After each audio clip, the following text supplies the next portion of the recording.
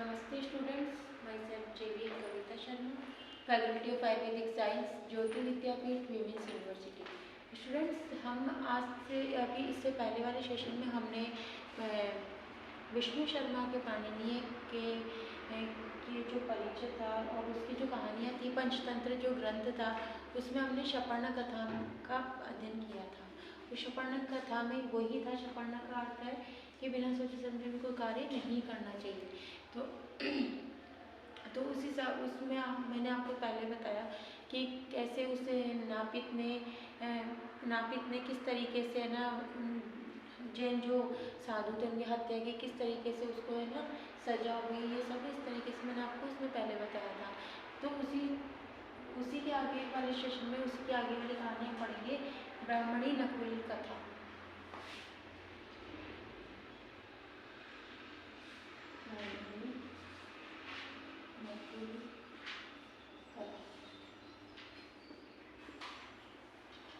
ब्राह्मणी नकुल कथा में क्या है कि ब्राह्मणी नकुल कथा में कि जिस तरीके से कि वही चीज़ है कि बिना सोचे समझे कार्य नहीं करते। इस कहानी में मैं एक बार सोचूं कि किसी स्थान पर क्या होता है कि कोई देवदत्त शर्मा नाम का एक वो रहता है, ब्राह्मण रहता है, ठीक है। तो देवदत्त नाम का जो ब्राह्मण था उसकी पत्नी क्या होती है, उसकी गर्भवती जो पत्नी होती है वह क्या है, एक पुत्र को जन्म देती है। और उसी समय एक नेवली है ना अपने मतलब कि नेवले पुत्र को जन्म देती है। तो क्या होता है कि वो जो ब्राह्मणी जो नेवली थी वो क्या हुआ कि अपने जो पुत्र है उसको जन्म देके वो क्या होता है, मर जाती है। तो वो जन्म दे बाद में मर जाती है। तो वो क्या पुत्र वात्सल्य में क्या होती है, वह ब्राह्मणी क्या होती है, पुत्र वात्सल्य मतलब कि पुत्र में क्या होती है, पुत्र वात्सल्य क्या होगी, पुत्र के प्रेम में मग्न होकर के उसने वो क्या करती है, उस नेवली को भी क्या करती है, वो पालती है, उसको दूध पिलाती है। जैसे अपने पुत्र की देखरेख करती है वैसे ही वो क्या करती है, उसके नेवली की बेटी की भी जो क्या करता है उसकी भी क्या करती है, वो देखरेख करती है, ठीक है। उसको भी वो पालती है, जैसे अपने पुत्र की केयर करती है जैसे उसी तरीके से इसकी भी करती है। तो फिर बात उसमें है कि वो अपने दोनों स्तनों का दुग्धपान करवाती है ना अपने पुत्र को, उसी तरीके से नेवले को भी पालन पोषण करती रहती है, ठीक है।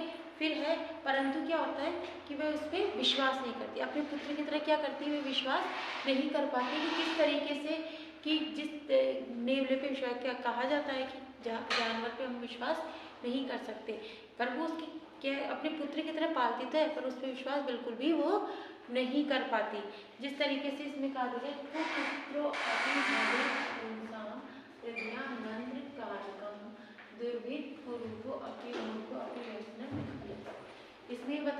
कहते हैं कि जो दुर्विनीत जो पुत्र होता है, दुर्विनीत कुरु है ना, मूर्ख है ना, दुर्विनीत कुरु मूर्ख आदि जो पुंसाम पुत्र भी पुरुषों को हृदयानंद कारक होता है। जो पुत्र होता है वह तो क्या होता है, इतना आनंददायक होता है, मतलब कि चाहे वो बुरी संगति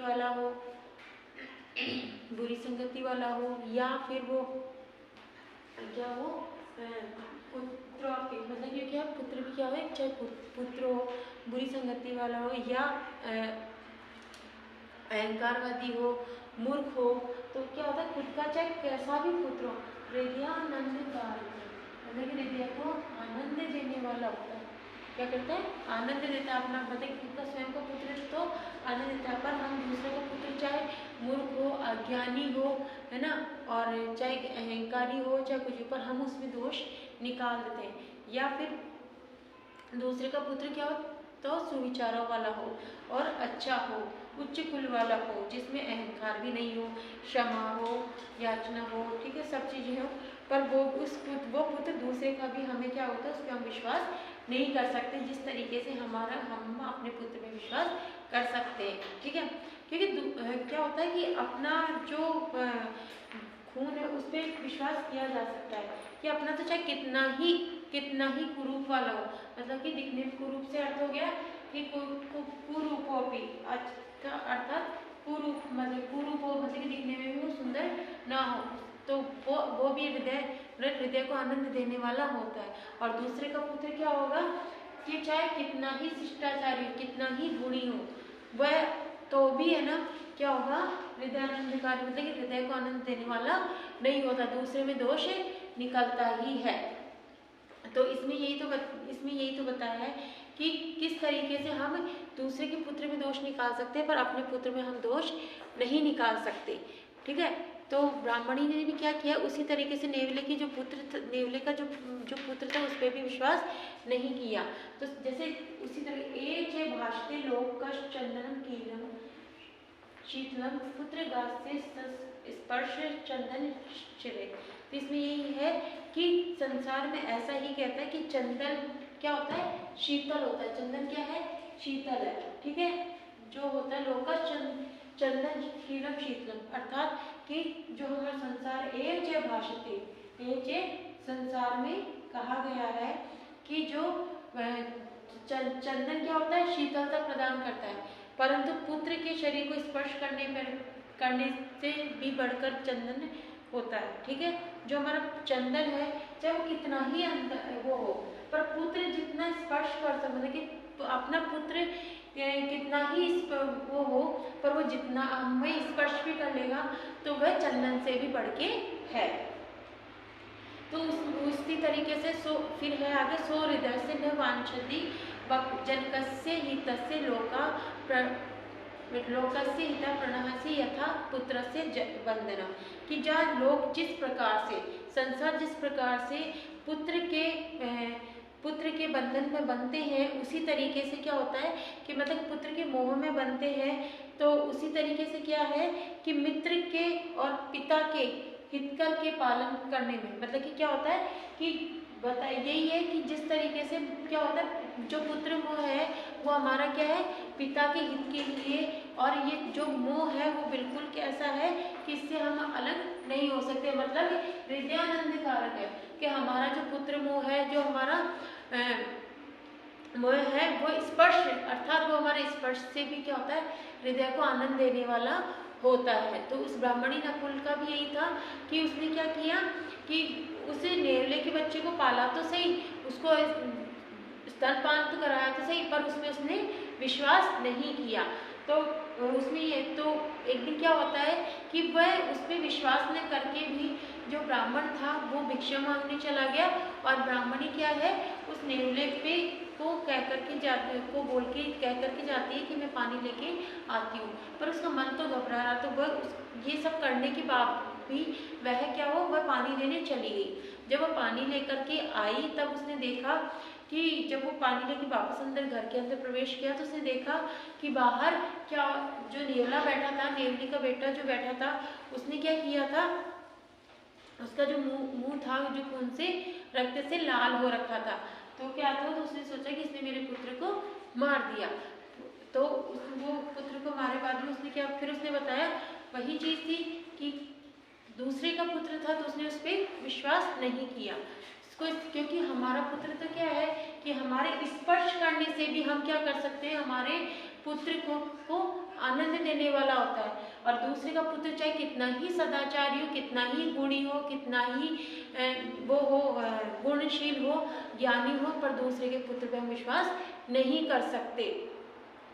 तो उसने क्या किया, उसने भी यही किया कि है ना, ब्राह्मणी ने क्या उससे नेवले के उससे बेटे से का जो मुंह था उसको रक्त में देख करके उसने सोचा कि मेरे पुत्र को इसने क्या किया, जिसपे मुझे जिस बात का डर था उसने तो वही काम किया, इसने मेरे पुत्र को मार दिया।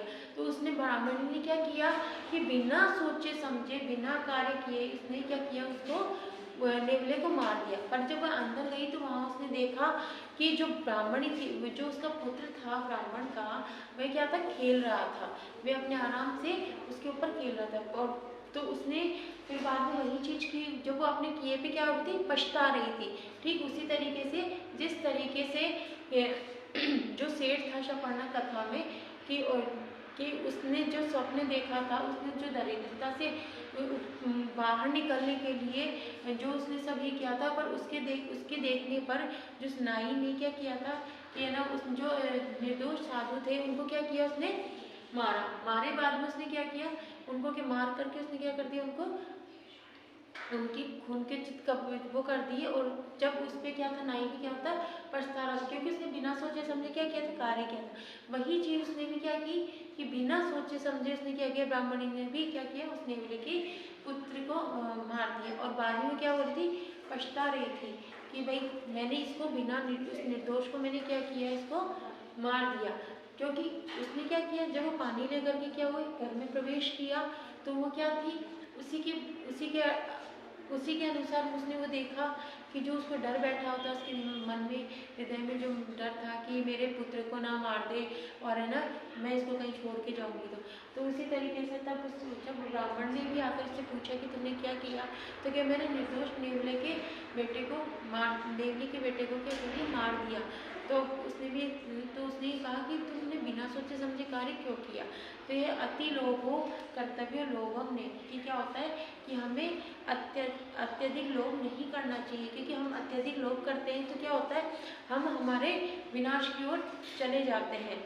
अति लोभो भाई भूतस्य चक्रम भ्रमति मस्तके, मतलब कि हमारे ऊपर क्या होता है, अगर हम अत्यधिक लोभ करते हैं तो हमारे मस्तक पे भी क्या है, मस्तक पे चक्र घूमता रहता है। तो चक्र घूमने से क्या होगा कि जब वो चक्र घूमता रहेगा तो क्या होगा कि हम अत्यधिक वो करेंगे। तो हमें सबसे पहले क्या करना चाहिए, एक तो सबसे पहले हमें क्या होता है, कोई भी कार्य करने से पहले हमें उसकी सूची बनानी चाहिए, उसकी एक रूपरेखा बनानी चाहिए कि किस तरीके से हमें कोई कार्य करना चाहिए। उस कार्य को करे बाद में हमें क्या परिणाम देने के लिए हमें ये नहीं कि हमने परिणाम बिना सोचे समझे परिणाम दे दिया और हमने कर लिया, फिर उसके बाद क्या होता है, क्योंकि हम उसमें पछताने के लिए हमारे पास में कोई कुछ भी नहीं रहता। जिस तरीके से नहीं क्या था, पछता रहा था। यहाँ पे इस कथा में क्या है, ब्राह्मणी ने भी क्या किया है, किसी निर्दोष को क्या किया, उसने मार करके अब क्या है, पछता रही है कि तो उसने सही होता है, कुदृष्टम कुपरिज्ञातम तन्य कुदृष्टम। तो इसमें यही बताया है कि जैसे बिना सोचे समझे शपण कथा थी, जो उसमें यही तो था, अपरिचित कार्यक्रम में भी तो यही बताया गया है कि हमें बिना सोचे समझे कोई कार्य नहीं करना चाहिए, क्योंकि बिना सोचे समझे कार्य करने से हमें हानि होती है। जिस तरीके से चाहे दूसरे का पुत्र कितना ही कुपुत्र हो, कितना ही वो हो, अज्ञानी हो, पर अपना पुत्र तो अपना ही होता है। दूसरे का चाहे कितना ही ज्ञानी हो, चाहे कितना ही वेदानंद का हो, कितना ही ज्ञानशील हो, कितना ही ज्ञानवान हो, वो कभी भी हमारे हृदय को आनंद प्रदान नहीं कर सकता। ठीक है, एवं के भाषते लोकक्षण में पीनम शीतलम दूसरा किससे भाषा स्पर्श चंदन। इसमें संसार में वही चीज बताई गई है कि जो है कि लोकस चंदन, मतलब कि कहा गया है कि चाहे चंदन कितना ही, कहते हैं कि चंदन शीतल होता है, चंदन शीतल हुई बाद में भी अपने पुत्र के स्पर्श के आगे वह नहीं, संस्पर्श चंदन शीतल, तो अपने उसकी शीतलता नहीं दिखाई देती है। क्योंकि जो स्वयं का खुद का पुत्र होता है वह क्या होता है, आनंददायक होता है। स्वयं के पुत्र के अंदर कितने ही अवगुण हो, आप उसको नहीं कर सकते। तो ठीक उसी प्रकार से कि पहला तो क्या था कि अति लोभ के कारण क्या किया उसने, लोभ अति लोभ क्या हो गया कि हमें अत्यधिक लोभ नहीं करना चाहिए। ठीक है, फिर दूसरा सोहृदय, कि जैसे लोग जिस प्रकार से पुत्र के बंधन में बन जाते हैं, वैसे मित्र और पिता के हित करके पालन पोषण करने वाले वचन को भी नहीं निभा पाते। अर्थात कि जिस तरीके से माता और पिता पुत्र के मोह में आकर के उसकी जो देखरेख करते हैं, उसके मोह में बंद करके जो उसकी देखरेख करते हैं, उसी तरीके से पिता भी क्या होता है, पुत्र के मोह में बंद के वो अपनी जो है पुत्र के मोह में बंद के क्या है, वो भी क्या करता है, अपनी जो देखरेख है वह भी अच्छी कर लेता है। पर जब पुत्र की बारी आती है तो वह भी अपनी उससे देखरेख नहीं कर पाता है। जब देखरेख नहीं कर पाता है तो क्या होता है, वह क्या होता है, उसको त्याग देता है। माता पिता को भी क्या होता है, पुत्र जो पिता होता है वो पुत्र क्या होता है, वो भी त्याग देता है। तो इसमें यही बताया गया है इस ब्राह्मणी नकुल कथा में कि हमें बिना सोचे समझे कोई भी कार्य नहीं करना चाहिए। नेक्स्ट स्टेशन में हम इससे आगे की जो पंचतंत्र की कहानी है, उसके जो लोपाविष्ट चक्रधर कथा है, उसके बारे में अध्ययन करेंगे। कोई क्वेश्चन हो वह सब हमें कमेंट बॉक्स में बताना। Thank you.